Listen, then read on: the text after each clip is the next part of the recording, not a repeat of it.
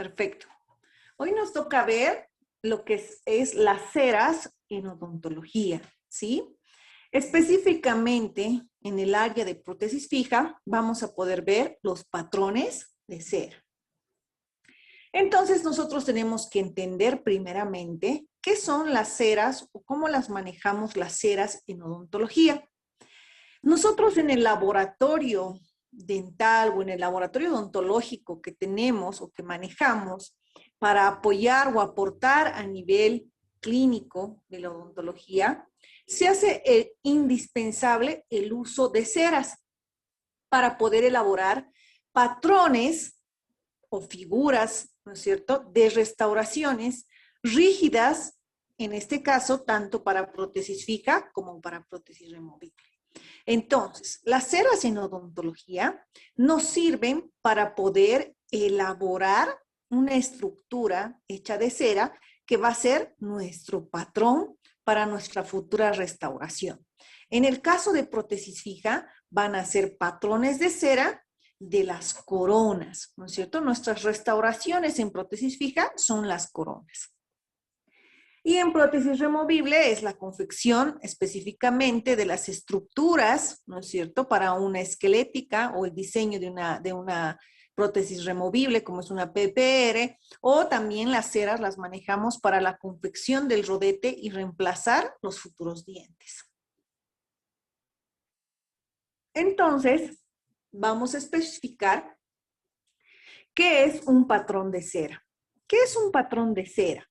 El patrón de cera, como podemos ver aquí en la imagen, es el precursor de la restauración colada o acabada, que posteriormente se lo colocará sobre el diente tallado o preparado.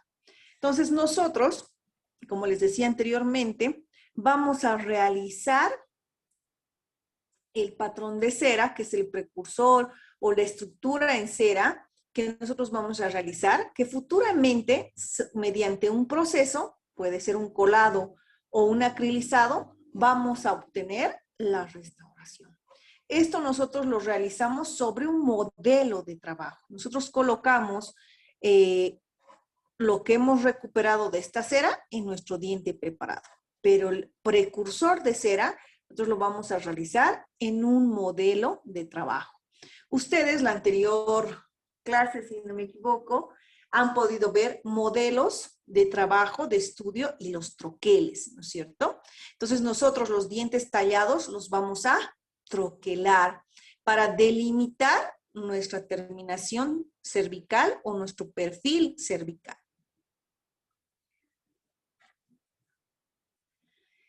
Seguimos con qué es un patrón de cera. No solamente podemos hacer patrones de cera de forma completa, o sea, que invadan una preparación completa o para una restauración de una corona completa. También podemos realizarlo de manera parcial para, por ejemplo, incrustaciones. Antes se realizaban incrustaciones metálicas. Entonces, su precursor era un patrón de cera para que futuramente esto sea colado o pase por un procesamiento de colado y podamos obtener la restauración.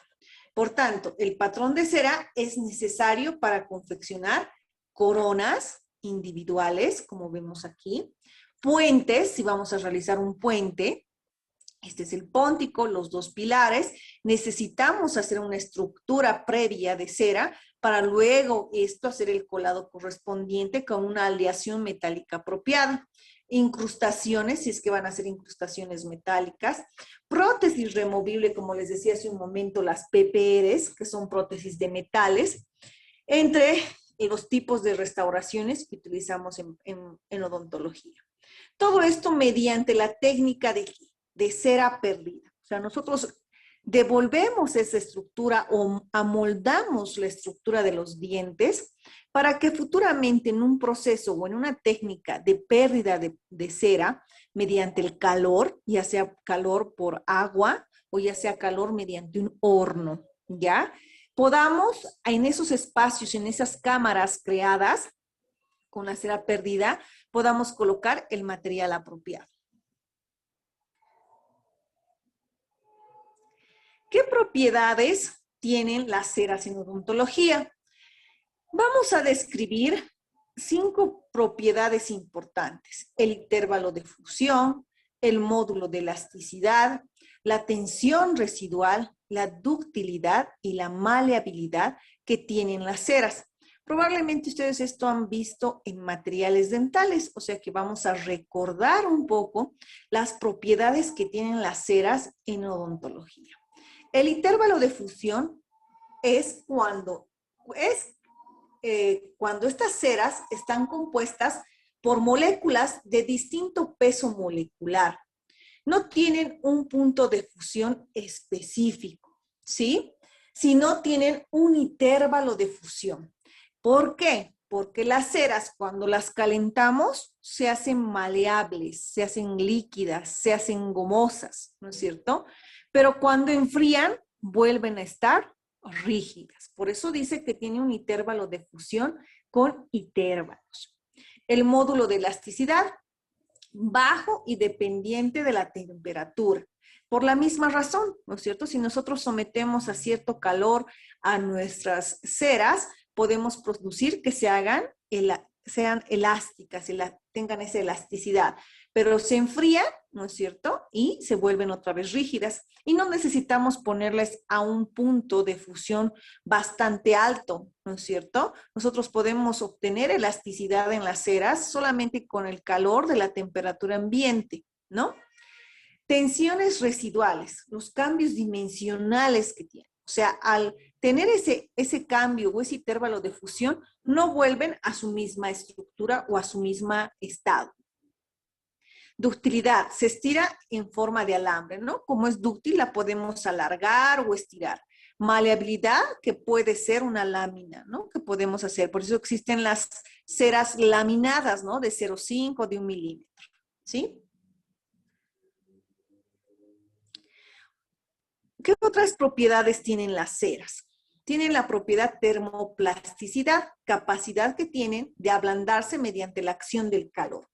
Nosotros a las ceras las manipulamos, ¿no es cierto? Sometiendo a un calor de una llama, ¿no? Entonces nosotros llevamos a manera de goteo, ¿no es cierto? Y vamos provocando que se vuelva plástico, sea maleable, ¿no es cierto? Con la presencia del calor. Se ablande. Expansión térmica elevada. Sufren variaciones en su volumen con los cambios térmicos, o sea que se expanden al estar calentadas y se contraen al estar enfriadas, ¿sí? Esa es la expansión térmica que tienen las ceras en odontología. El escurrimiento es la capacidad que va a tener esta cera odontológica de poder fluir o deformarse al someterse a alguna presión o directamente proporcional a la intensidad de la fuerza, ¿no es cierto? Y de la temperatura.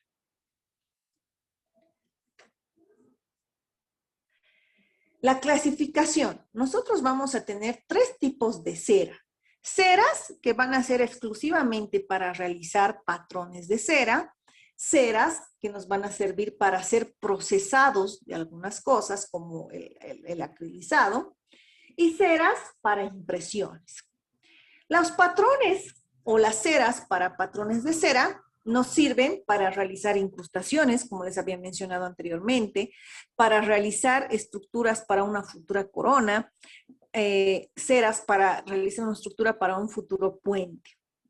Estas van a ser coladas futuramente, ¿no es cierto?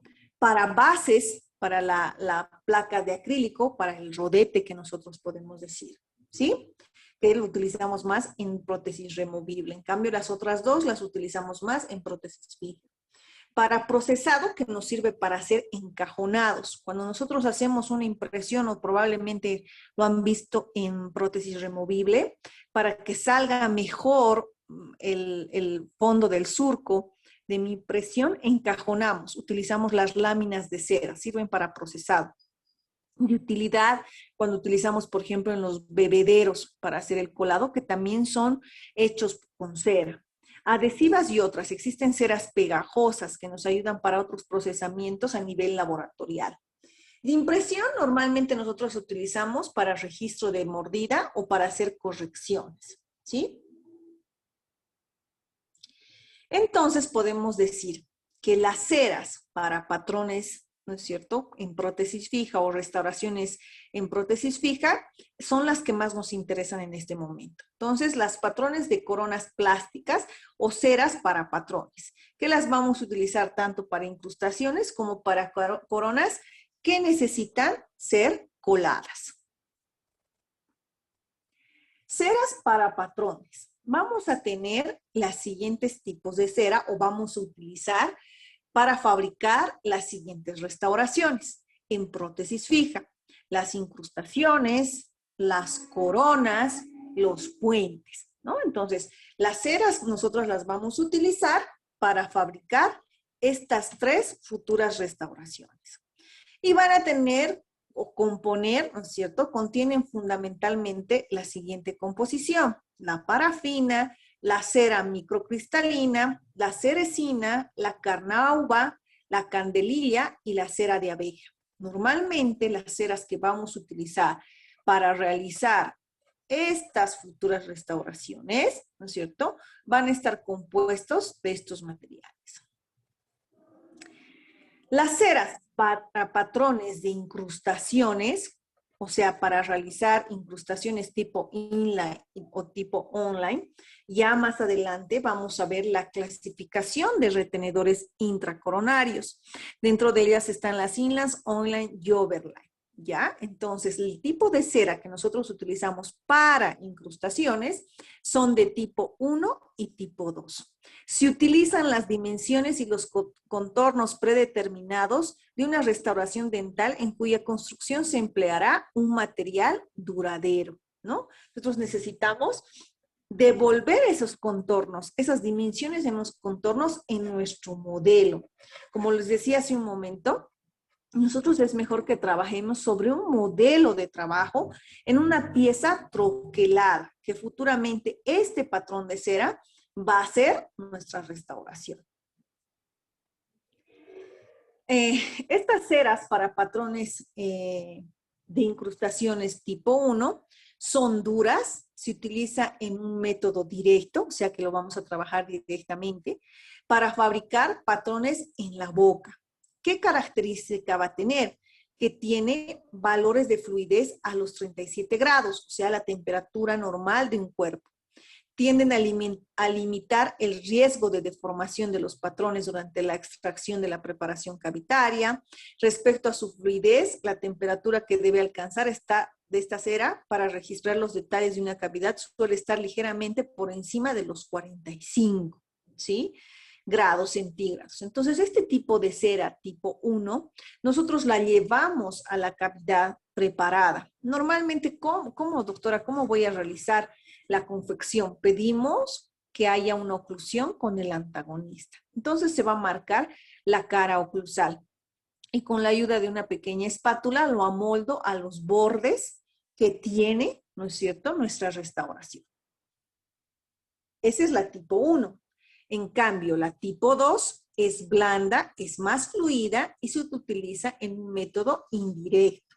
O sea, ya sobre un modelo de trabajo, para que no se confunda. La tipo 1 vamos a trabajar directo en la cavidad oral. La tipo 2 lo vamos a trabajar previa impresión. Nosotros vamos a tomar una impresión parcial o total. Vamos a obtener un modelo de trabajo con su teclado correspondiente, fabricado obviamente en un yeso tipo 2 o tipo 3 o tipo 3 tipo 4. Y vamos a confeccionar ahí nuestro patrón de cera. Cera para patrones de colados. Entonces ya tenemos claras las primeras ceras que tenemos. Para incrustaciones utilizamos la tipo 1, la tipo 2. Tipo 1 directa, tipo 2 indirecta. Para patrones de colados, o sea, para realizar puentes o coronas individuales que van a tener una estructura de metal, ¿no es cierto? O coronas individuales, ¿no es cierto?, que van a ser de una estructura de metal. Es preparar la estructura metálica de la prótesis parcial o también las prótesis parciales, ¿no es cierto? Como les decía, las PPRs necesitan hacer un diseño, ¿no?, de esa futura prótesis. Entonces la diseñamos primero con un dibujo y luego lo hacemos en cera. Entonces, se hace la preparación de la estructura metálica de la prótesis parcial removible o las coronas y puentes. La cera viene preparada y lista para reproducir las porciones de cera que se desea copiar.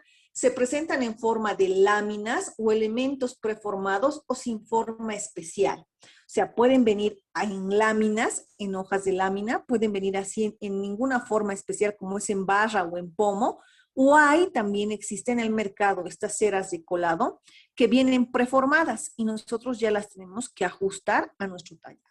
Incluso para prótesis removibles existen, ¿no es cierto?, ya prediseños en cera de una esquelética, ¿no?, para una PPR. Y también existen las ceras para patrones de colados, que son las láminas específicamente, que se usan para establecer un grosor apropiado y mínimo en el lugar que nosotros vamos a confeccionar la futura corona. Normalmente este tipo de láminas son estas verdes que vienen de 0,5. Nosotros vamos a manejar estas ceras para la confección de patrones de cera, ¿no?, para poder confeccionar la cofia de base para nuestra futura restauración. Entonces, fuera de hacer la cofia con una lámina de cera 0,5, nosotros encima podemos armar nuestra morfología o anatomía de nuestras piezas dentarias con una cera de patrones tipo 2, que es blanda y más fluida y se utiliza en un método indirecto, que pueden venir en cubos o pueden venir en pomos, ¿no? Entonces nosotros con la ayuda de un encerador eléctrico o unas espátulas PKT vamos a trabajar sobre nuestro modelo, ¿no?, como podemos observar. O podemos trabajar directamente solo con la cera blanda, ¿sí?, dependiendo qué tipo de patrón voy a realizar. Si voy a realizar un patrón para colar, o sea que va a ser futuramente un metal, trabajo con una cofia de lámina de cera y estratifico la forma o doy la morfología con una blanda tipo 2, que vienen de distintos colores.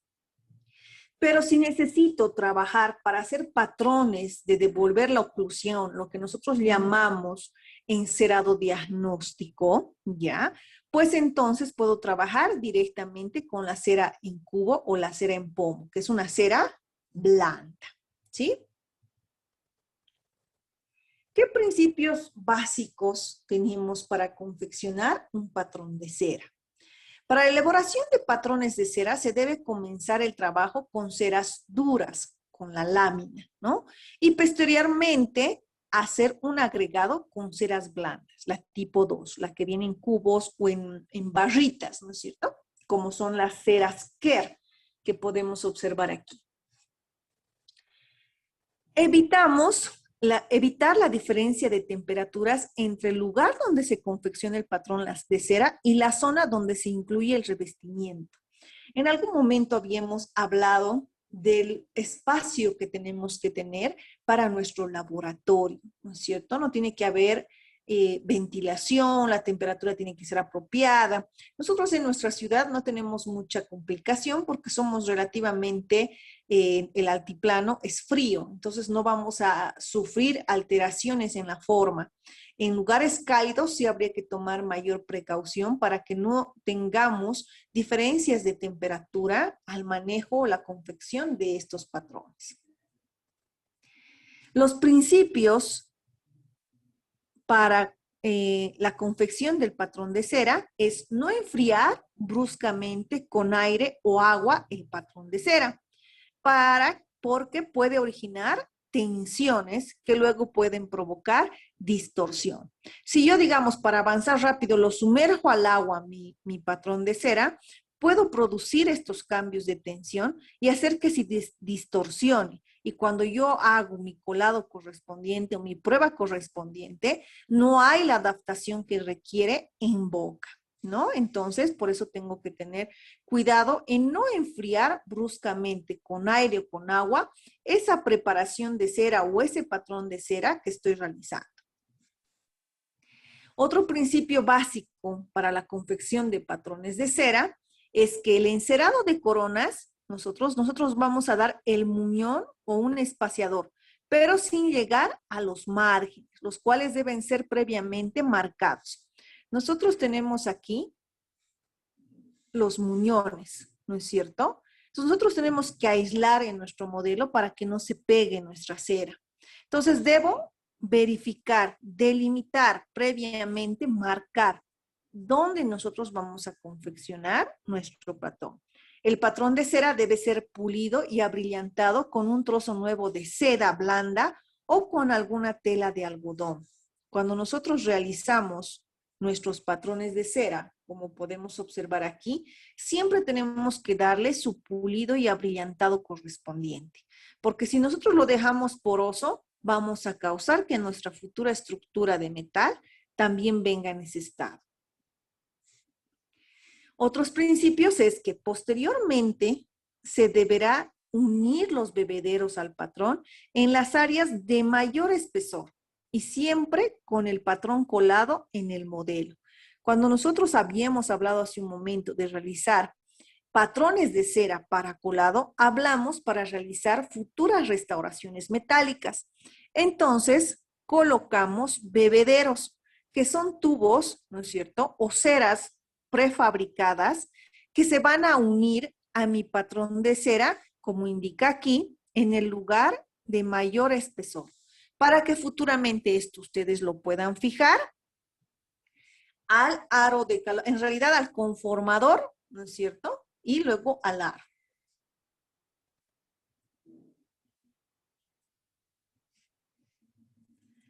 Otro punto importante, aquí estamos viendo también en la confección de patrón de cera, es que los patrones tienden a distorsionarse durante su conservación y al incluir el revestimiento lo antes posible. O sea que si ustedes confeccionan un patrón de cera y lo queremos futuramente hacer su colado correspondiente, no debemos esperar mucho tiempo. Porque cuando nosotros incluimos el revestimiento en nuestro aro y esperamos mucho tiempo, esa cera ya va a tener distorsionamiento por esos cambios, por esa tensión que puede sufrir al cambio de calor, ¿no es cierto?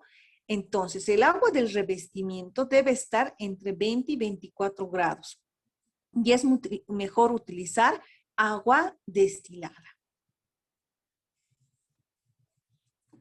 Aquí tenemos la fabricación de los patrones de cera, ¿no? Como les decía, nosotros tenemos en nuestra mesa de trabajo las espátulas correspondientes, PKT, espátulas de cera, lecrones, el modelo de trabajo, el modelo del tepodonto, el modelo de trabajo troquelado correspondientemente, su mechero, ¿no es cierto?, para poder trabajar.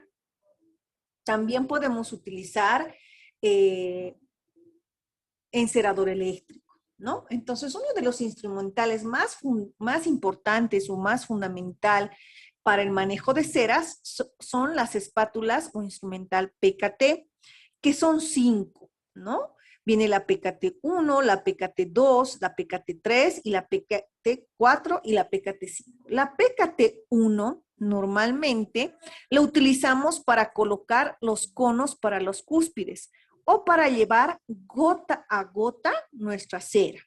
Es la más práctica porque es alargada y un poco gruesa, aproximadamente de 1 milímetro, ¿sí? La número 2, ¿ya?, es una espátula que nos sirve para rellenar los huecos o lugares que nosotros se han creado, ¿no? Como las crestas, los triángulos, los rebordes, ¿sí? Y es porque es similar a la 1, pero es mucho más delgada, menor a 1 milímetro la punta. Entonces nos ayuda a rellenar. La espátula 3 la usamos para alisar los surcos de desarrollo o amoldar nuestras cúspides. Yo a veces le digo a este pico de patito, ¿no es cierto?, que nos ayuda a amoldar, como si estuviéramos tallando, pero podemos entibiar nuestra cera y ayudarnos a amoldar. La número 4 es una espátula donde vamos con esta a alisar los contornos axiales. Es un poco más filosa, es como la punta de lanza, pero curva, ¿sí? Entonces nos va a ayudar a poder generar las caras vestibulares mucho más convexas.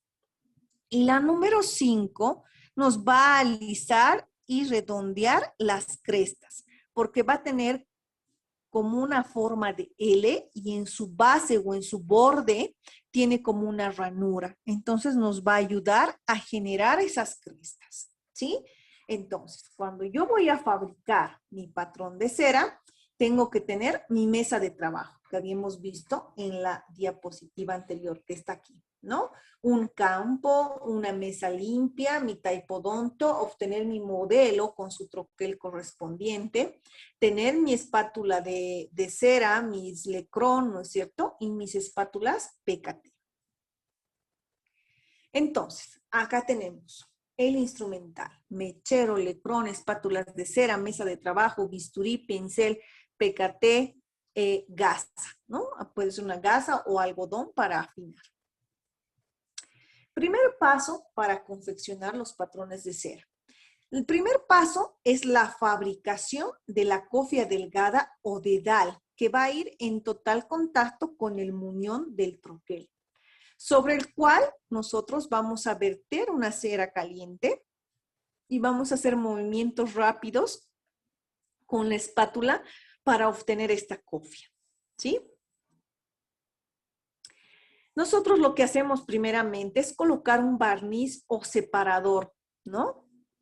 Para que no se pegue la cera al estar caliente.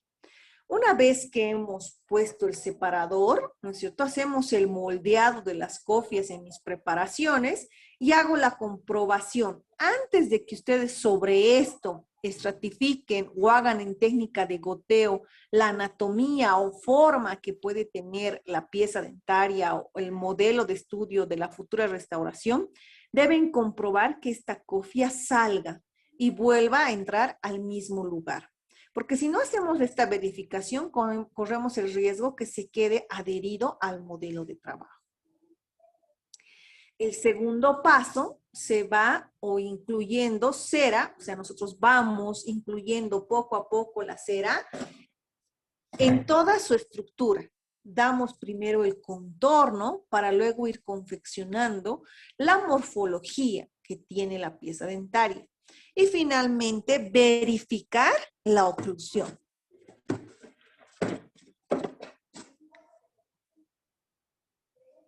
Existen técnicas para realizar estos patrones de cera.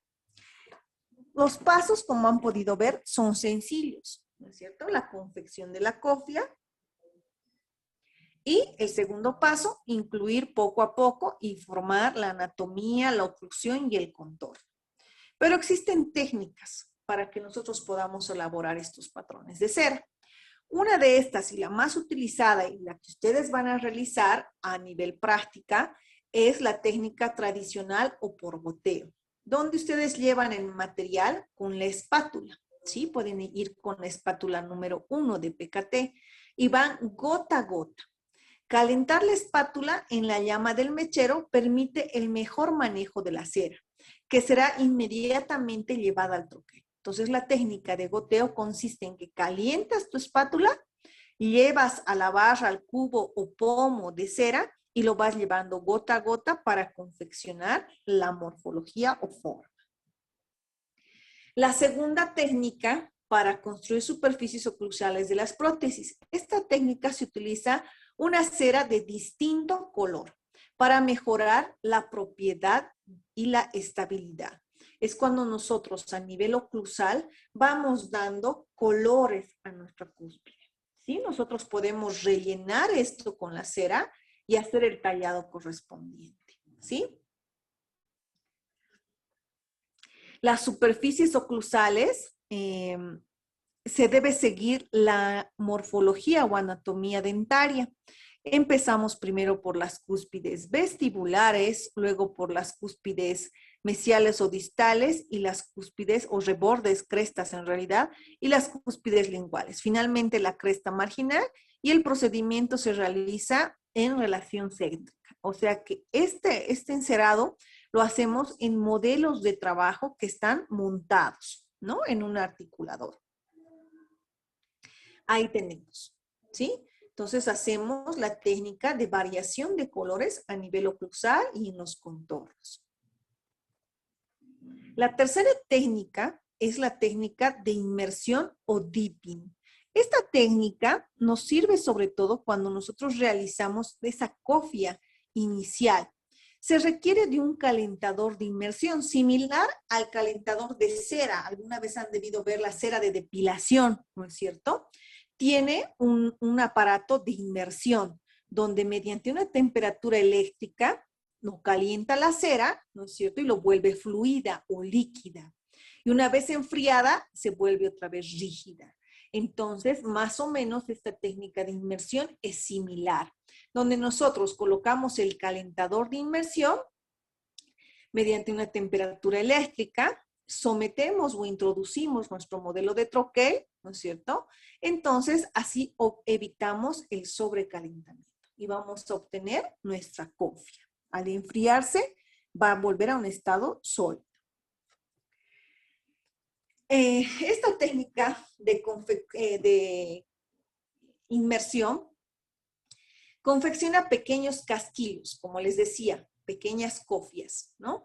Adaptables de un espesor aproximadamente de 0,6 milímetros, permitiendo de esta forma, al realizar esta forma, una buena estabilidad dimensional. Colocar la cera en el recipiente del calentador, evitando el rebalse, ¿no? Se calienta aproximadamente 89 a 91 grados. Estos aparatos de inmersión te marcan a qué temperatura ya están. Y una vez disuelta, se sumerge el troquel previamente aislado el muñón, ¿no? Con un aislante como el alcote o la... Bueno, en realidad puede ser un alcote o esos aislantes en barniz. La cuarta técnica o técnica eléctrica o wax electric o el encerador eléctrico, ¿no? Mediante un cavitador que posee espátulas, las puntas de este cavitador o de este encerador eléctrico son similares a las puntas de las PKT, ¿no? Son cambiables. Igual, mediante un aumento de temperatura mediante electricidad, se precalienta y permite realizar el manejo de la cera. La ventaja de este encerador es el ahorro de hasta el 20% de tiempo de elaboración. Si nosotros recordamos en la técnica goteo, yo debo calentar mediante un mechero o llama de fuego mi punta de mi PKT. En cambio, en esta, el calor eléctrico que va a tener el aparato va a producir que la punta se mantenga caliente. Igual se regula la temperatura. En la modelación se evita el sobrecalentamiento de la cera. Normalmente la temperatura varía dependiendo del tipo de equipo, ¿no? Entonces, normalmente entre 115 y 120 de temperatura es fácil manejar, ¿no es cierto?, la punta que tiene y llevar igual de gota en gota la cera a nuestro modelo, ¿no? Pero eso varía dependiendo del fabricante. Hay aparatos eléctricos que a los 100, 105 ya están en un estado apropiado para poder manipular la cera. Ahí tenemos, ¿sí? Vienen con distintas puntas y podemos llevar gota a gota. La quinta técnica, que son técnicas de ceras preformadas. En el mercado podemos tener estas ceras preformadas, que normalmente nos sirven para adaptarlas en puentes, en pónticos, ¿no es cierto? Nosotros confeccionamos, ya sea con una técnica eléctrica o una técnica de goteo, nuestros pilares, ¿no es cierto? Las estructuras de los pilares. Y en la parte del póntico, que no tenemos ninguna referencia, podemos ayudarnos con estas ceras preformadas. Es muy sencilla, donde las caras oclusales de premolares y molares son realizadas mediante un formador o preformadas, ¿no? Prefabricadas, y el proceso de encerado es más rápido. Entonces nosotros lo podemos adaptar mucho más rápido. Como es una cera, entonces es más rápido a adaptar. Antes de colocar, se confecciona el sellado periférico, ¿no? El tallado proximal para ser adaptado y posteriormente retocado en los puntos de contacto con el antagonista. Yo pruebo, hago el cierre de oclusión, verifico que ingrese y salga. Aquí tenemos un póntico, ¿no? Si está un poco más largo, lo ajusto, lo acondiciono. coloco y hago el cierre de oclusión, ¿no es cierto? Si sigue estando alto, genera espacios, entonces lo ajusto con mis mismas espátulas, como si estuviera trabajando una cera desde cero. La sexta técnica o técnica de sistema adapta es una técnica utilizada para confeccionar casquillos que tendrán un grosor adecuado, el cual nos permite un colado óptimo. Hacemos el aislado del muñón preparado, permitirá que esto podamos manipular el material para poder sacarlo e introducirlo sin que se adquiera, ¿sí? Entonces, este sistema adapta es como que ya tenemos confeccionada toda la estructura, ahuecada podemos decir, y nosotros solamente aumentamos cera y lo vamos adaptando a la forma de nuestro muñón. El material será llevado hacia el mechero para ser calentado a una temperatura que lo convertirá en transparente y en el momento adecuado. Se introducirá el troquel sobre el plástico, ¿no es cierto? El cual posee, me olvidaba que este sistema adapta.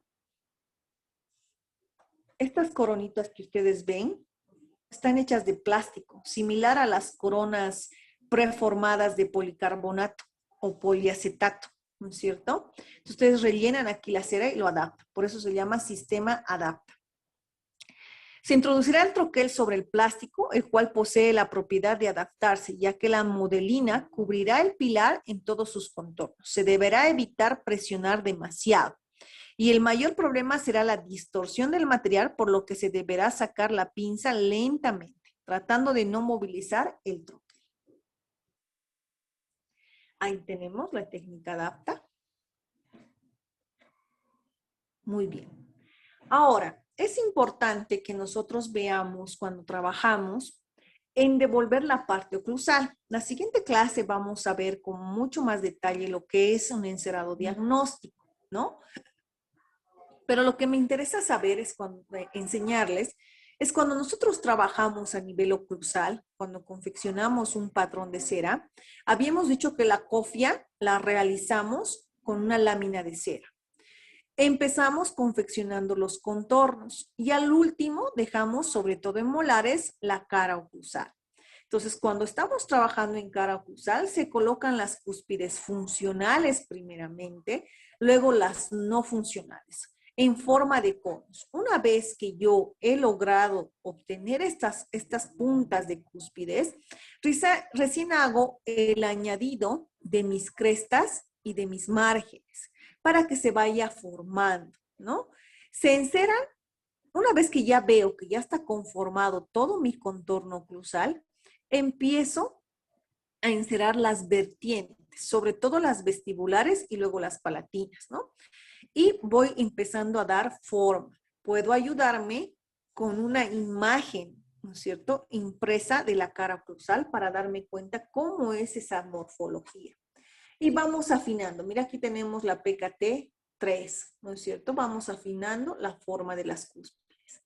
Y finalmente terminamos de adaptar las vertientes, ¿ok?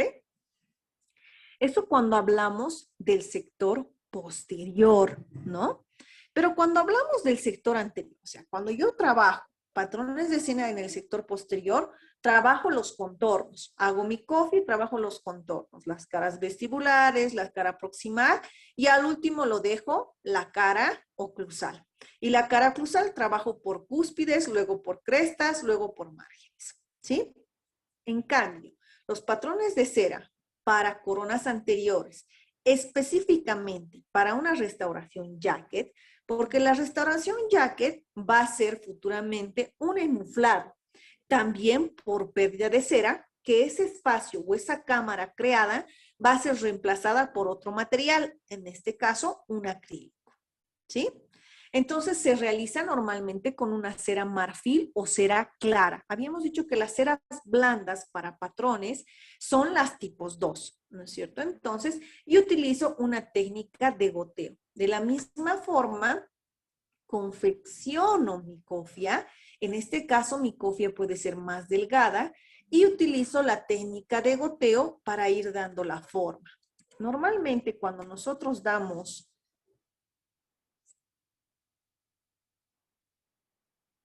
la forma, ahí más o menos, perdón por... ¡Ay! Perdón, me he salido de la presentación.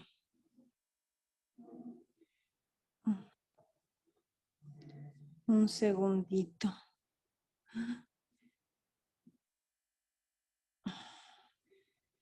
Ahora sí. Cuando yo le empiezo a dar la forma acá, ¿no es cierto? A mi futura restauración, pero en patrón de cera, en anteriores, primero voy a dar igual conos, ¿no es cierto?, sobre mi cofia para armar mi borde incisal. Una vez que he armado mi borde incisal, recién empiezo a rellenar las caras axiales, la cara vestibular, etc. Patrones de cera para coronas Wiener, ¿no es cierto? Si ustedes se acuerdan, las coronas Wiener tienen una estructura de metal y una estructura acrílica, ¿no? Igual es por la técnica de goteo, se deja libre la cara vestibular y se crea pequeñas retenciones en la cara vestibular. Entonces yo confecciono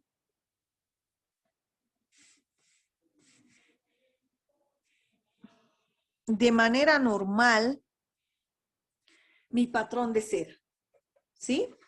Y voy a realizar acá puntos o bolitas o conos para que cuando esto se vuelva metal pueda servir de retención para colocar la carilla, ya sea una carilla de resina o una carilla de acrílico.